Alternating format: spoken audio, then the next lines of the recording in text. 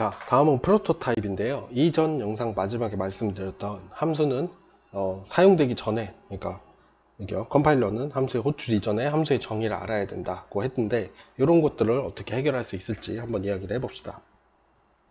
자, 함수의 호출 이전에 함수가 정의되어 있어야 하잖아요. 그래서 아까 얘기했듯이 밑에 있는 거를 위로 그냥 위치를 바꾼다. 오케이. 작은 프로그램에서는 그냥 저렇게 다 해도 괜찮아요. 근데 일반적으로는 규모가 커질수록 이렇게 하지 않습니다. 자, 규모가 커질수록 이렇게 하지 않는다는 얘기를 들었을 때, 아, 나는 뭐 그렇게 규모가 큰 거를 작성 안 할 거니까 몰라도 괜찮지 않을까? 이런 생각하시면 안 돼요. 그러니까 여러분들이 직접 짜는 코드는 규모가 작을지 몰라도 여러분들이 사용하는 라이브러리들이 반드시 있을 겁니다. 걔네들은 보통 규모가 크거든요. 그러니까 여러분들이 그런 라이브러리들이 어떻게 구성되어 있는지 모르면 제대로 사용할 수가 없기 때문에, 그런 데에서 이 지금 함수들을 어떻게 정의를 해가지고 사용을 할 수 있는지 아시려면 이 프로토타입 내용도 아셔야 된다라는 거 미리 말씀드릴게요. 자, 그래서 프로토타입이라는 건 뭐냐면 함수 전체 정의가 아니고 컴파일러한테 필요한 부분만 미리 알려주는 개념이라고 생각하시면 됩니다. 여러분들 시연의 기초에서도 배우셨을 것 같긴 해요. 그래서 얘를 전방선언이라고도 부르거든요. Forward Declaration. 그래서 얘는 보통 프로그램의 초기에 위치시켜 가지고 사용을 하고 헤더 파일이랑 같이 사용하는 경우가 대부분입니다. 제가 좀 이따 한번 보여드릴게요. 자, 그래서 함수의 프로토타입이라고 하면은 이제 이런 부분을 우리가 함수의 프로토타입이라고 이야기를 합니다. 자, 여기 지금 뭐가 빠져 있어요? 본문이 없죠. 이 본문, 우리가 함수 정의 부분은 여기 있잖아요. 함수의 정의에서는 꺽쇠가로 안에 본문이 있어야 되죠. 근데 함수의 프로토타입 부분에서는 본문이 없습니다. 자, 무슨 얘기냐? 컴파일러한테 함수가 이렇게 생겼으니까 사용해도 괜찮다 라는 거를 미리 알려주는 개념이라는 거예요. 자, 그래서 아까 예제 이 say hello는 우리가 같이 한번 그냥 만들어 봅시다. 메인 함수에서 say hello가 void say hello가 hello를 콘솔 창에 출력하는 이런 기능을 담당하도록 했는데, 여기다가 say hello를 호출하려고 하면은 문제가 발생을 했어요. 컴파일 한번 해볼까요? 컴파일 해보면 여기 보시는 것처럼 say hello가 없다, 뭐 이런 의미의 문장이 나올 겁니다. 근데 뭐 빨간 줄은 뜨지 않죠. 왜 그런지까지는 뭐 여기서 설명 드리기는 좀 그렇고, 일단 그렇게 알고 계시면 될 것 같고요. 그래서 프로토타입이라는 건 뭐냐면 사실 얘를 복사해서 붙여다가 세미콜론, 얘가 바로 프로토타입입니다.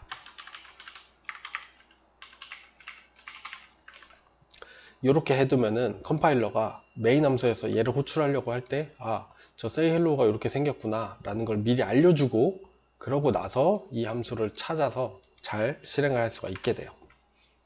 F5로 실행을 해보면, 자, 이전은 문제없이 이런 hello가 나타나는 것을 볼 수가 있습니다. 자, 좋아요. 요 밑에 이제 에러 해놓고 적어놓은 예시가 뭐냐면 say hello 하고 100 이렇게 되어 있습니다. 자, 빨간 줄이 뜨죠. 뭐냐, 함수를 호출할 때 인자가 너무 많다, 이런 의미거든요.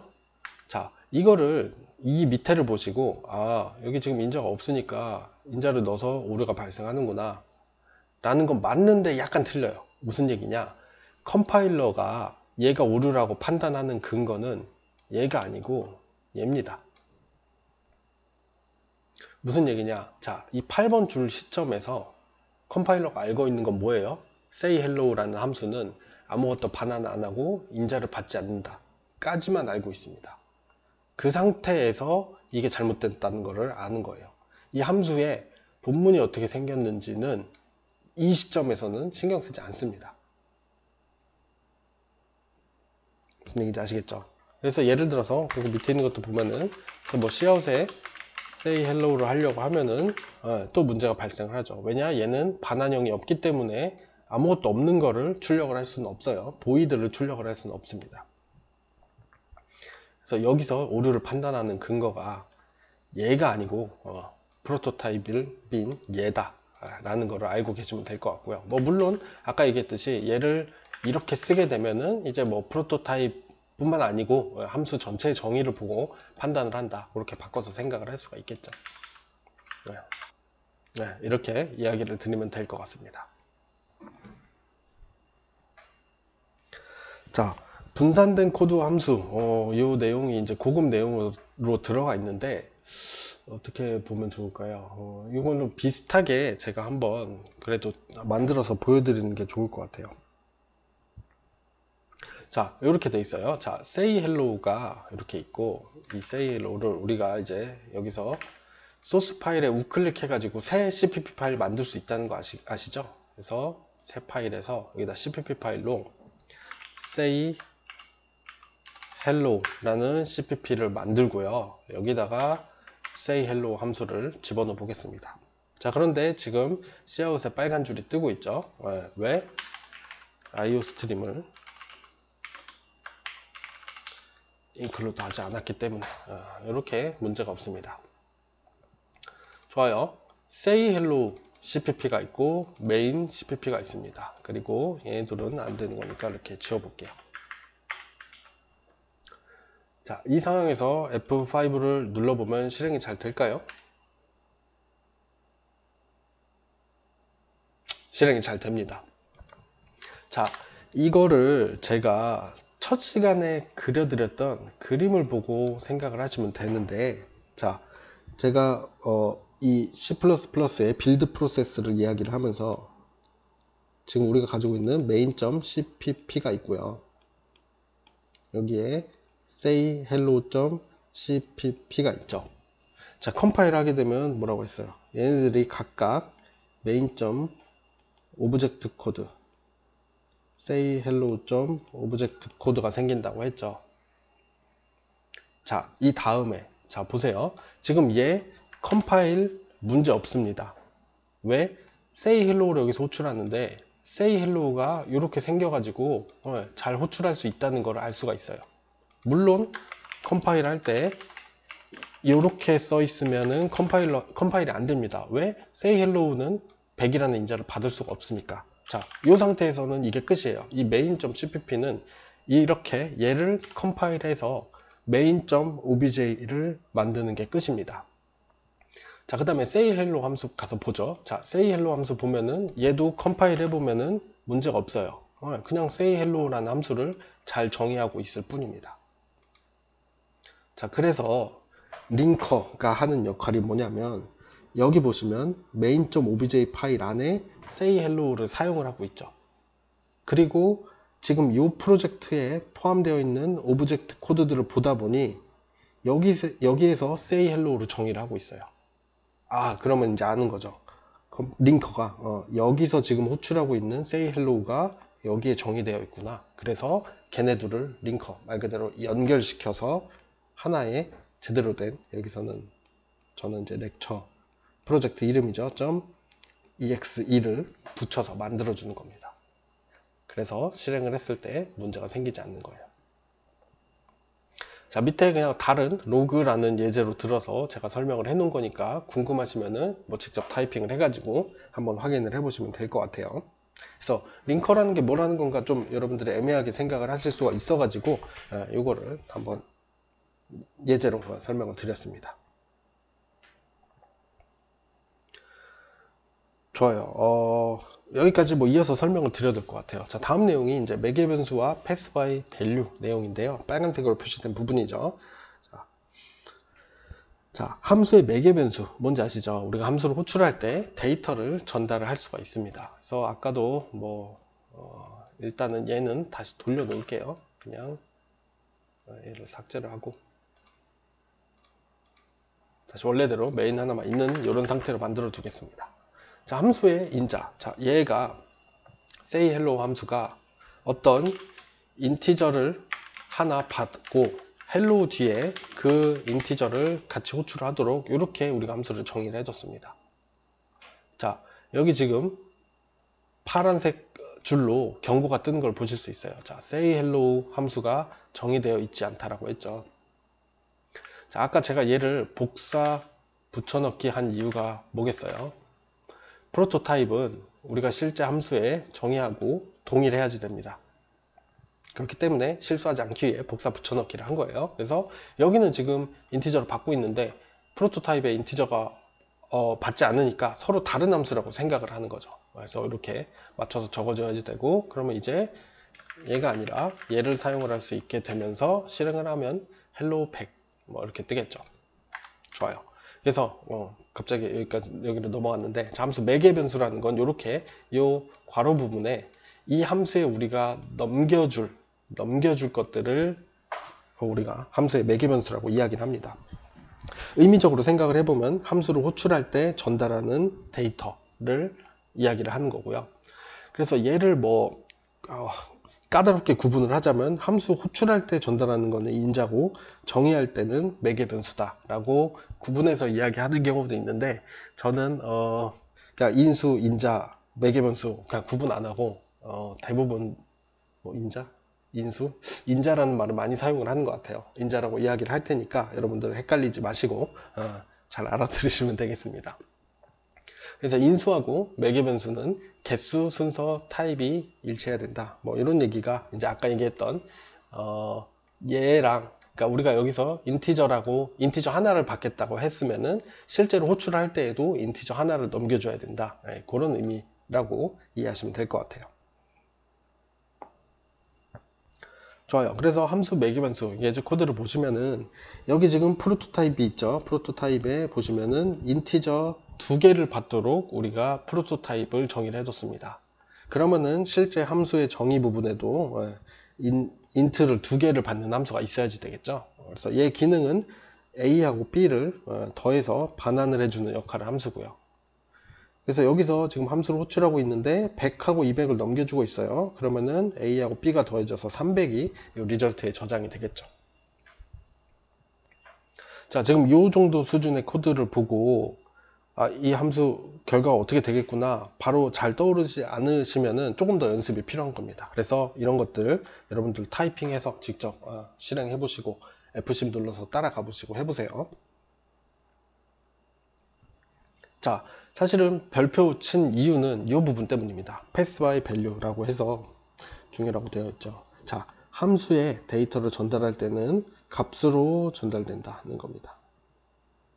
자, 뒤에서 설명을 드릴 건데 여러분들이 제가 예제로 보여드리는 이런 코드가 되게 당연하게 보이실 텐데 왜 그냥 당연히 그렇게 되는 거 알고 있는데 라고 생각을 하지 마시고 이거를 기억을 해 두셔야 돼요. 값으로 전달된다, 복사돼서 전달된다 라는 거를 기억을 하셔야 됩니다. 자, 무슨 얘기냐, 우리가 함수에다가 인수로 값을 전달해 줬어요. 자, 그러면은 그 전달된 인수는 함수를 통해서 값이 변화되지 않습니다. 값을 변화시키고 싶으면 다른 방법을 포인터나 참조자를 사용을 하셔야지 돼요. 자, 일단 밑에 또 이제 용어 얘기가 있는데 그냥 넘어가고 이거를 봅시다. 얘는 좀 시간이 걸릴 것 같으니까 그냥 복사 붙여넣기를 할게요. 여러분들은 타이핑을 당연히 해보시는 게 좋고요. 메인 함수와 이제 파람 테스트가 있습니다. std가 빠져있네요.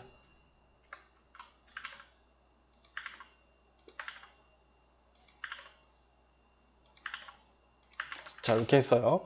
하나 더 있구나. 자, 여기서부터 가봅시다. 자, 메인 함수에 actual이라는 인티저 타입의 변수를 만들어 놨습니다. 좀 줄이고요. 자, 그래서 actual에 50이라는 값이 들어가 있어요. 여기서 actual이라는 변수의 값을 출력을 해봤습니다. 그러면은 50이 출력이 됐죠. 당연하죠. 자, 중요한 거는 이제 파람 테스트라는 함수에다가 actual를 인자로 넘겨서 호출을 하고 있거든요. 파람 테스트 함수 어떻게 생겼는지 가볼게요. 얘는 컴파일이 문제없이, 빌드가 문제없이 된 걸 보니까 여기서 한 것처럼 인티저 하나를 받을 수 있도록 정의가 되어 있는 함수죠. 자, int formal이라고 우리가 여기다 이렇게 써놓고 이 함수 안에서는 formal을 사용을 하고 있습니다. 자, 일단 formal을 출력을 해봤고요. formal을 100으로 바꾼 뒤에 formal을 다시 출력을 해봤습니다. 그리고 이 함수는 끝났어요. 그러면은 끝났으면은 이제 그 다음에 요조를 실행을 하게 되고 0을 리턴을 하게 되겠죠. 좋습니다. 따라가 볼게요. 여기서 F11을 누르면 들어간다는 거 알고 계시죠? 자, F11을 눌러서 이제 요 부분을 보시면은, 자, 지금 이 함수 안으로 들어왔습니다. 포말에 값이 50이 들어있어요. 왜죠? 우리가 이 함수를 호출할 때 actual이라는 변수를 넘겨줬잖아요. 그래서 actual이라는 변수의 값이, 자, actual이라는 변수는 50이라는 값을 갖고 있어요. 그 50이 포말에 복사돼서 들어가 있는 겁니다. 자, 복사돼서 들어가 있다고 했어요. 봅시다. 그럼 지금 포말은 50이니까 이 출력은 50이 출력이 될 거고, 포말을 100으로 바꿨어요. 자, 그 다음에 포말을 출력을 했습니다. 그럼, 아이고, 돼 있는데, 그래서 100이 출력이 됐죠. 자, 함수가 끝났어요. 그러면 여기서 액추얼의 값은 몇일까요? 눈으로 바로 보이시죠? 액추얼은 100이 아니고 50입니다. 왜 50이냐? 아까 우리가 이 파람 테스트를 호출할 때 포말에는 액추얼의 값이 복사돼서 액추얼이 전달된 게 아니고 액추얼의 값이 복사돼서 들어가 있기 때문이에요. 액추얼 자신은 변하지 않았어요. 액추얼에 있는 50이라는 값만 복사돼서 포말에 전달된 거라 여기에서는 여전히 액추얼이 50이라고 남아 있습니다. 그래서 여기서 출력을 하게 되면 50이 출력이 되고 프로그램 끝나게 돼요. 자, 그래서 여기서 50이 아니고 100인 것 같다. 그러니까 100이어야 되지 않나? 라고 착각하시면 조금 잘못된 거예요. 그러니까 그래서 제가 이 내용을 설명을 드리는 거예요. 값이 복사돼서 함수에는 전달이 되는 거다라는 거 잘 기억을 해 두시길 바라고, 뭐 당연히 여기서 액추얼 이런 걸 사용을 할 수는 없겠죠. 뭐 이거 왜 없나? 라고 제가 설명드린 규칙에 의거해서 생각을 해보면, 자, 이 흑색 괄호 안에서만 함수가 아니라 변수들이 지역 변수로 사용이 되고 있습니다. 액추얼은 이 안에서만 사용을 할 수가 있죠. 여기서는 접근할 수 없어요. 당연히. 뭐 포말을 여기서 사용하는 것도 마찬가지고, 뭐 이건 기본적인 내용인데 혹시라도 헷갈리시는 분이 있을까봐 다시 한번 말씀드립니다. 좋아요. 그래서 값이 복사돼서 전달된다. 그래서 형식 매개변수, 실적 매개변수에서 뭐 아니에요. 이건 모르셔도 될 것 같아요. 좋습니다. 그래서 여기 프로토타입하고 이제 매개변수와 패스바이 밸류 설명을 드렸는데 값이 복사돼서 전달된다. 그리고 컴파일러는 함수 호출 시점 이전에 함수의 정의를 알아야지 된다. 이 딱 두 문장으로 요약을 할 수가 있겠습니다. 그럼 잠시 끊었다가 다음 영상에서 이어서 리턴과 기본 인수에 대해서 설명드리도록 하겠습니다.